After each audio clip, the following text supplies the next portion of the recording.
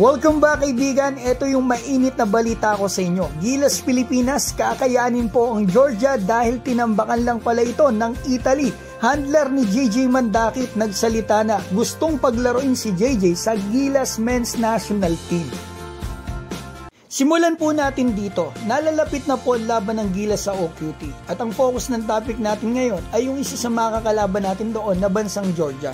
Kinuha po nilang tune-up game ang Italy. Smart move nila ito para masukat nila ang lakas ng Gilas na makakalaban nila sa OQT. Kasi nakakalaban po ng Gilas ang Italy ng World Cup at sumabay po tayo. Ito lang kaibigan ang lamang sa atin ng Italy. So eto na po yung nangyari sa game nila kagabi. May ilang players na pagbabago sa lineup ng Italy at Georgia. Eto naglaro saglit, eto si Gallinari at Manion. At naglaro naman sa Georgia si Goga Bitadze na naka 12 points, 11 rebounds. Ang ganda ng laban kaibigan, pero nanay po talaga ay Italy. Ang score 79-68, tambak ng 11 points ang Georgia. So mas malapit score natin laban sa Italy, pero may konting pagkakaiba sa Gilas na ito kasi wala si Jordan Clarkson, pero iba naman ngayon ang sistema ng team natin at mas healthy pa si Kai.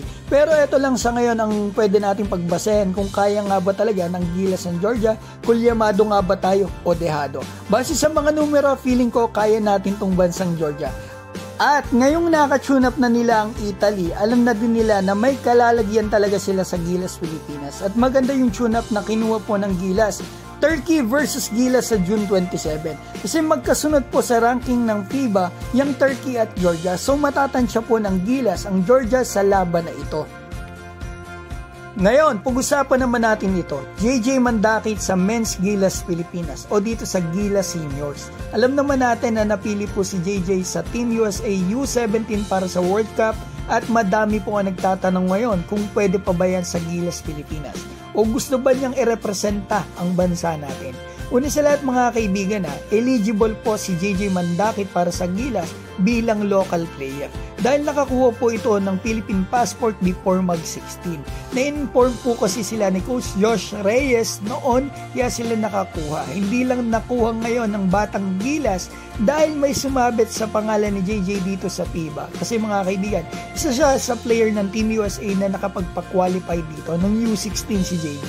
Kaya hindi na po ito pinus ng Gilas Youth ngayon. So ito mga kaibigan sa Gilas Men's naman, kung saan nandito yung mga core player natin, Kai Soto, AJ Edu, Perl Tamayo, magandang balita ito kasi malaki po ang tsansa ni JJ na makapaglaro dito dahil eligible nga siya at gusto nila kaibigan kasi yung si JJ po mismo nakausap po at yung mismong handler niya nakausap ko po.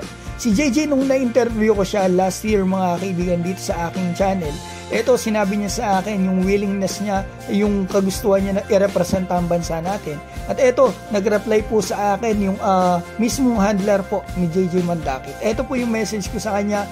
At ito din po yung sagot niya sa akin, open sila sa Gilas pag kinuha si JJ, karangalan daw po ng pamilya nila ang irepresenta ni JJ ang Pilipinas. So yan mga kaibigan ang aking balita sa inyo. Sana i-like nyo naman po yung video ko at mag-comment po kayo dyan sa baba about dito sa content ko na ito. Ito, shoutout ko po pala si Chili Fino Official, Raul Ramos, Kamikasi, Epimaco Inc. ng Laguna, Michael Maglipas, Jerome Bordeos, JV Santiago, Jans M, Bush Yokahes at THT. Maraming salamat po sa inyo mga kaibigan and God bless.